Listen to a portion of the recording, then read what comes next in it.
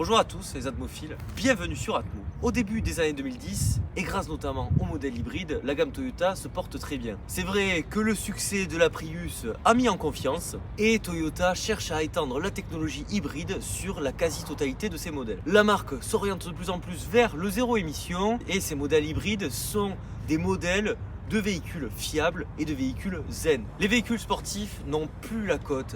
Et ça fait un petit moment. Toyota a arrêté la production de sa Celica en 2005 et de sa MR2 en 2007. Rien ne laisse à croire que la marque va de nouveau s'engager sur ce terrain épineux. Et pourtant,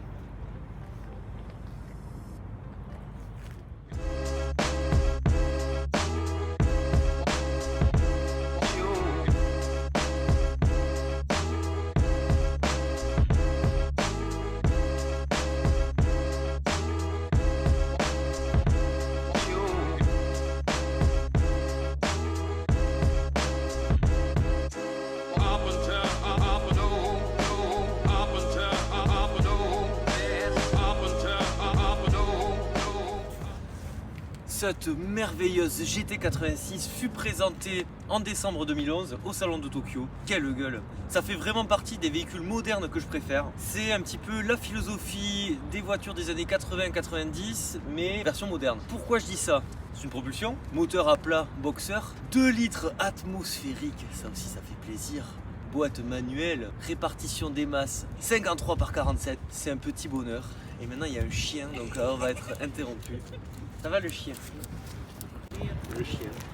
En plus de cette répartition des masses quasi parfaite, ce véhicule profite d'un centre de gravité vraiment très bas. Pour vous dire, plus bas qu'un Porsche Cayman ou qu'une Ferrari F458 Italia, c'est véridique. Ce véhicule n'est pas trop lourd pour un véhicule moderne puisqu'il fait exactement 1239 kg. Vous allez me dire que c'est quand même étonnant que Toyota ait pris un tel risque de sortir un véhicule. Casse-toi putain mais non mais il y a une guêpe. Bon, il y a une guêpe qui me tourne autour. Oh.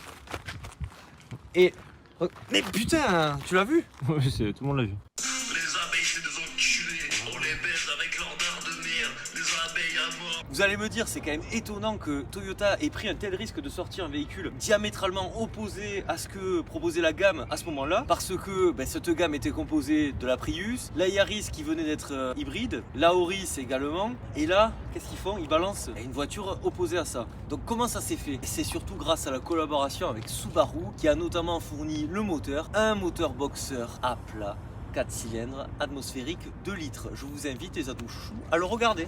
Viens voir avec moi monsieur Besson ce magnifique moteur boxer. À quoi on voit que c'est un moteur boxer? Tu vois bien, le centre de gravité est vraiment très bas. Tu vois bien qu'il y a écrit Toyota mais également Subaru parce que c'est un moteur d'origine Subaru. Point à noter, en dehors des renforts qui témoignent d'une certaine sportivité de ce véhicule, parce que là aujourd'hui il va y avoir du sport. Notez que ce moteur est très accessible, assez rare sur un véhicule moderne, il faut se le dire. Cette GT86, on pourrait croire que c'est une voiture de niche, mais pas tant que ça. C'est en réalité un petit succès pour Toyota. Je vais rappeler le contexte. Donc on est en 2012, ce véhicule sort et au final, il n'a pas de vraie concurrence. Parce que des modèles un petit peu équivalents, qui vont s'en rapprocher, on va dire, en termes de design, on peut parler de l'Audi TT ou de la Peugeot RCZ.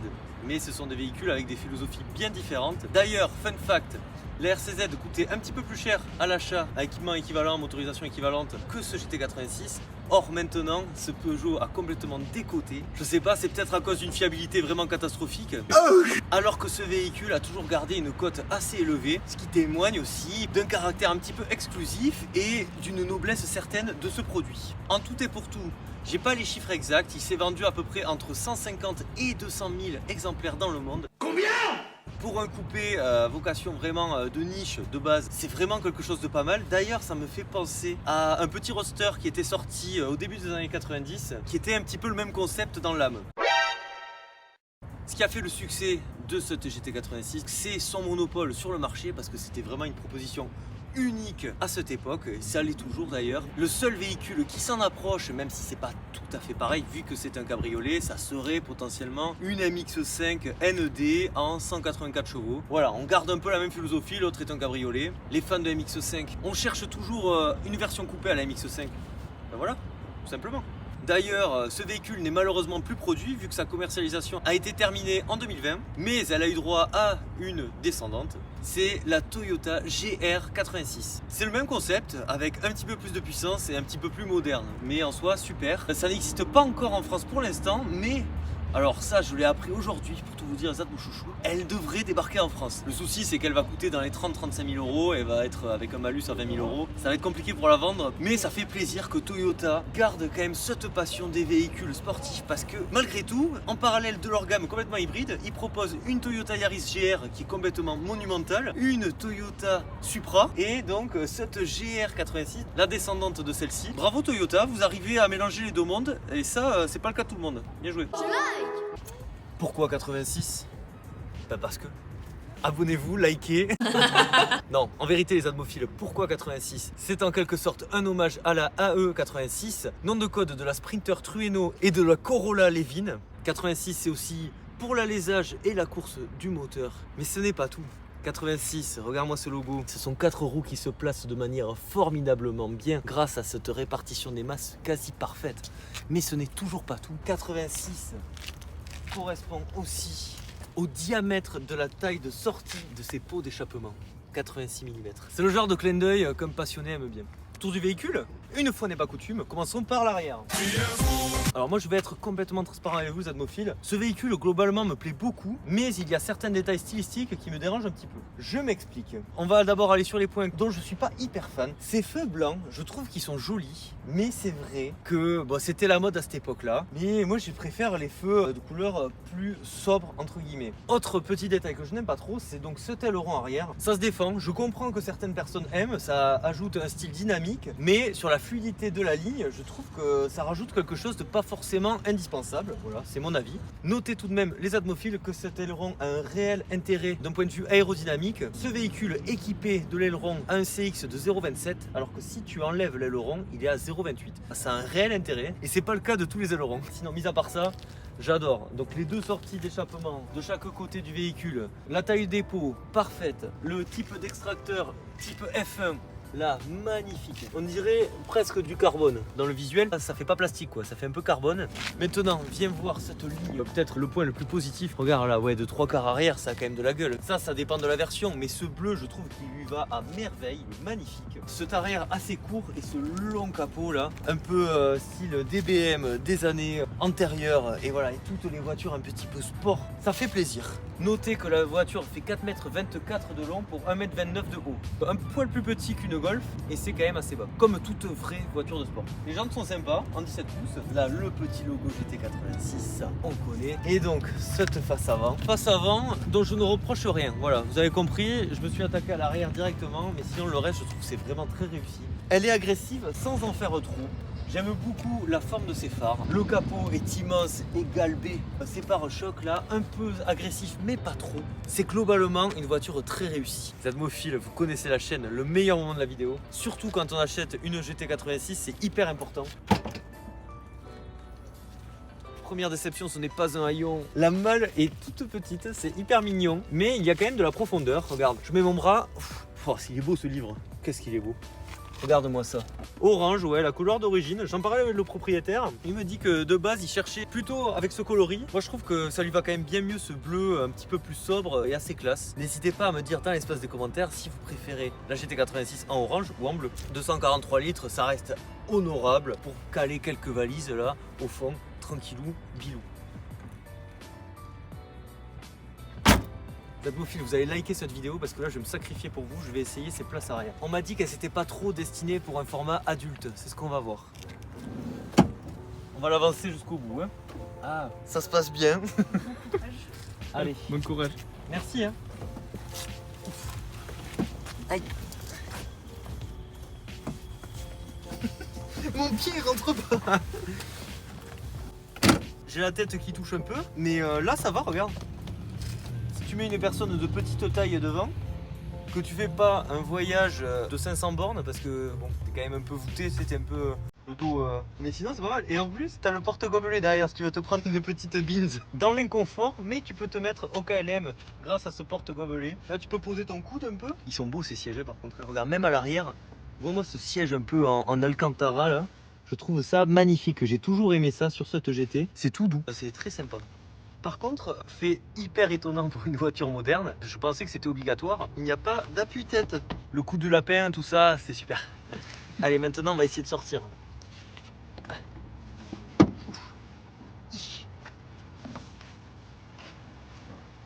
Attends. Et voilà, hyper simple. Je vous conseille si vous avez une famille avec 4 personnes de taille adulte, c'est super. Allez, viens monte à bord, monsieur Besson, là, tu vas te régaler. Faut se courber un peu, mais après, il faut pas se juger. Hein. Très bien. Ouais. Et ça, c'est unique.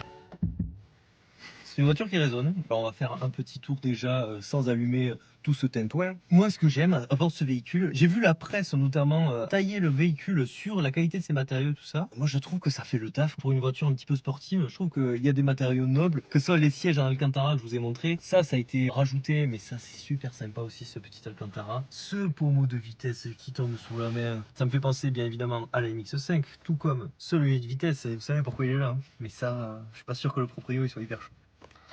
Oh, bon. Non, on va pas d'abord enchaîner, on va juste mettre ce magnifique GPS Toyota.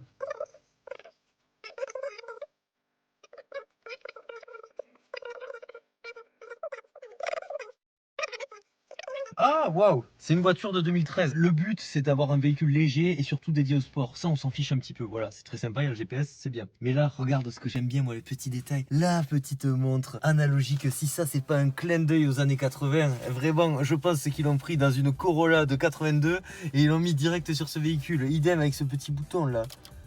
Oh là là, c'est magnifique, c'est beau, moi j'aime, franchement j'aime, en plus c'est ça le pire. Hyper important la climatisation, quand la température monte et devient trop hot, une once de modernité. Tu peux charger ton téléphone même, c'est fou. Fait à noter, ces sièges sont chauffants, ça c'est pas la classe quand même. Une boîte à gants, vraiment pour mettre des gants d'ailleurs, le proprio.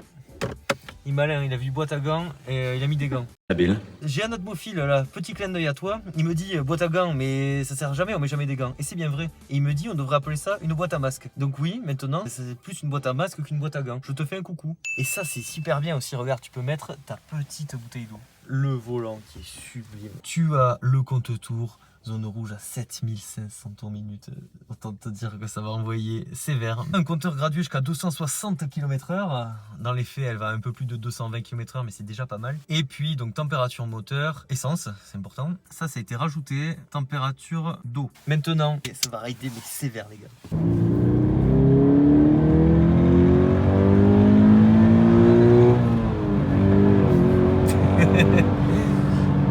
C'est super. Très agréable, j'aime beaucoup. Première sensation, ça pousse. Ça pousse. Non, c'est une voiture, tu sens le potentiel très joueur, tu sens qu'elle aime se placer, tu sens que c'est une propulsion, tu sens un avant plus léger. Le bruit du moteur est présent, mais de façon assez agréable, il n'est pas envahissant, juste ce qu'il faut. Le volant est très bien, la boîte de vitesse est exceptionnelle, vraiment elle répond hyper bien, c'est trop bien. Ce petit levier court, c'est toujours un petit bonheur. Et puis ça envoie quoi. Après bien évidemment ça reste un moteur atmosphérique. Moi je préfère les moteurs atmosphériques. Pourquoi? Parce que quand on n'a pas trop envie de tirer dessus, ça reste complètement utilisable au quotidien. Comme là par exemple, là voilà. Là je me mets en 4, je suis tranquille. Et puis voilà. Et après si j'ai envie de m'amuser un petit peu. Voilà. On va vraiment chercher la puissance toujours haut dans les tours. Je retrouve complètement le feeling MX-5 en version peut-être un petit peu plus puissante, quoi, un peu plus imposante aussi, mais l'esprit est complètement là. Et ça fait plaisir. Allez, petit virage. Ça va copilote? Ça va super. Petit moment de bonheur avec copilote. Zone rouge à 7500 tours, je rappelle. Rapport poids-puissance 6,2 kg par chevaux. Excellent rapport poids-puissance. Consommation, on va être dans les 8 litres en usage normal, 8 litres, 8 litres et demi. Si on tire un peu dessus, bien évidemment, ça peut aller plus haut, forcément. Petit virage, Limité à 70. limité à 70. On respecte toujours, tu peux montrer la vitesse respectée. Maintenant, le tracteur qui fait plaisir. Voilà. Les Atmophiles, on sort des sentiers battus pour vous et puis maintenant c'est parti.